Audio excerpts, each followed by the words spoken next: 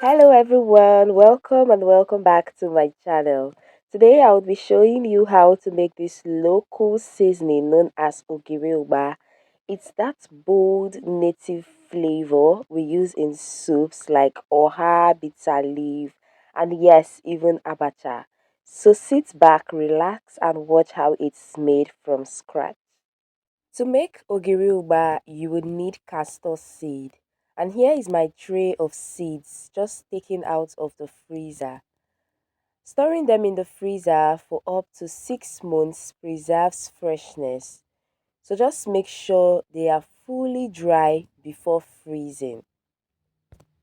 If you're in Nigeria, you can find these in local markets, especially where they sell native ingredients like ogiri, uba, or spices. And if you're in the diaspora, check African stores.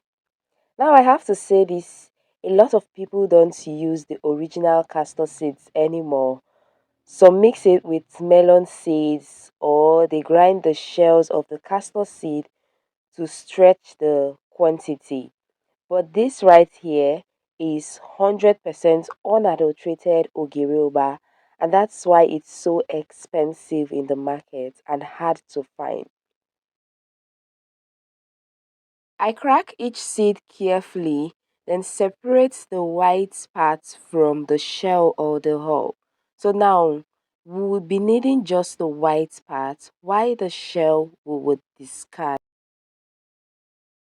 This part of making ogiri is kind of tedious. Yes, I must say that. But trust me, it is worth it. So just take your pretty time, crack them, and then just the shell and set aside, okay? I've had quite a number of bad experience when it comes to getting ogiri uba from the market. Sometimes you use it to cook and it just spoils the taste, maybe because of the kind of things they mixed it with.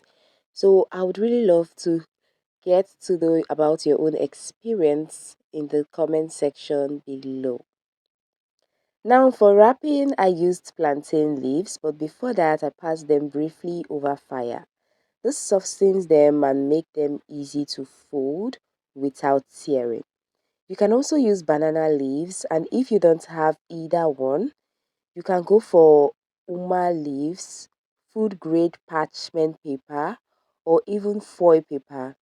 Just note that plantain or banana leaves gives it that traditional aroma that makes all the difference. Ensure to rinse your leaves properly before you pass them through the fire. And I also love to just use a kitchen tissue to clean after I pass through the fire. Now it's time for me to set them and then just pour the seed in the middle of the leaves and then wrap using a long rope. I used utazi stem to form a very long rope and that was what I used in tying. Now, using leaves like these isn't just traditional, it's functional as well. They trap heat and moisture for fermentation, and they also add a natural aroma to the ogiri. If you don't have access to leaves, you can use aluminium foil, but leaves are highly recommended for that authentic taste. If this is your first time, hello, my name is Fidel and this is Fidel Food Villa.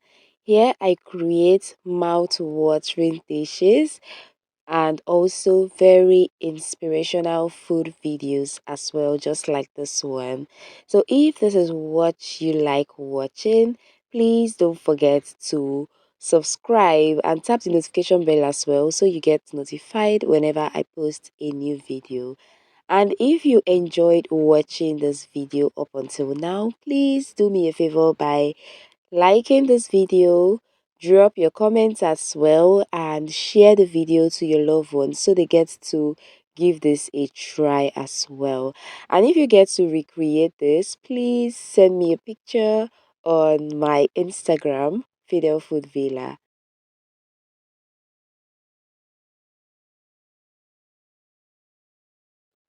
When you're sure you've wrapped this properly, next would be to poke holes on them.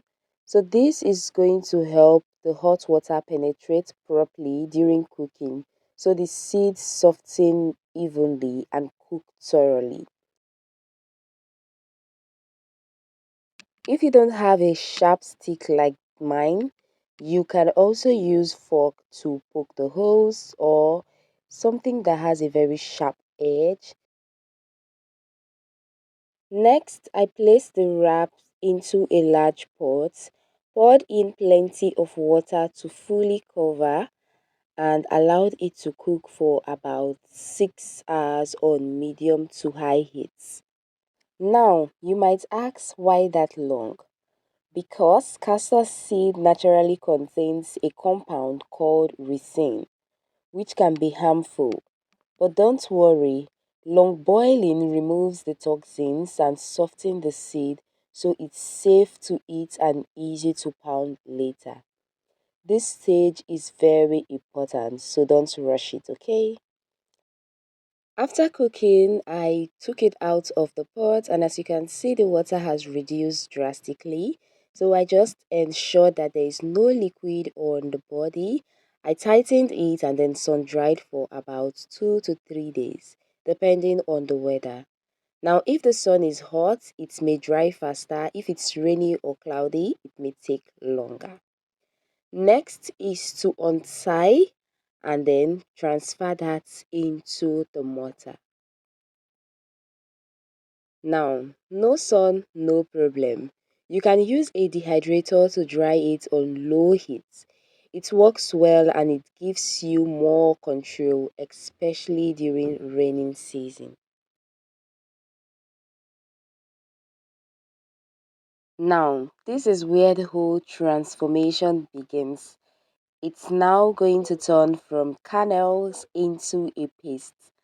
And this is why you need to pound properly. Just in case you don't like pounding or you don't want to go through that stress, okay, you can use your blender to achieve the end result. In all you do, just make sure you're not adding in any liquid. So make sure you're using a very good blender to blend that, okay? Pound gently until it forms into a smooth, creamy paste. At this stage, the smell is very strong and very native. I reheated another set of plantain leaves to make them soft again, transferred the pounded paste into them, wrapped them up tightly, and returned them under the sun to ferment fully for about 3 to 4 days. This is where that strong flavor truly begins to develop. This is the actual fermentation period. Now, let's talk about something people always ask. Are you supposed to see little maggots in the wrap? Well, not really. Maggots are not a sign of proper fermentation. They usually appear because of exposure to flies or excess heat. If your ogiri is fermenting well, you will know by the deep aroma, soft texture, and sometimes a little oil coming out. That's truly enough, okay? Now let's talk about health. Ogiri is rich in healthy fats, plant protein, and essential minerals like calcium, iron, zinc, magnesium. It's also fermented, so it supports digestion, gut health, and acts like a natural probiotic. Ogiri is safe for kids, adults, and even elderly people. In fact, for people who are trying to cut down on salt or avoid artificial seasoning, ogiri is a great natural alternative. It flavors your soups and adds nutrients. No side effects when used in moderation. Now our ogiri is ready. You will also know that it is 100% ready when you feel that umami flavor coming out of it. The best storage method for this is to tie with leaves or aluminium foil or plastic nylon or some containers as well. Store in the freezer for up to 6 months, in the fridge for 2 to 4 weeks, and on the counter for temporary use. I'll see you all next time. Bye.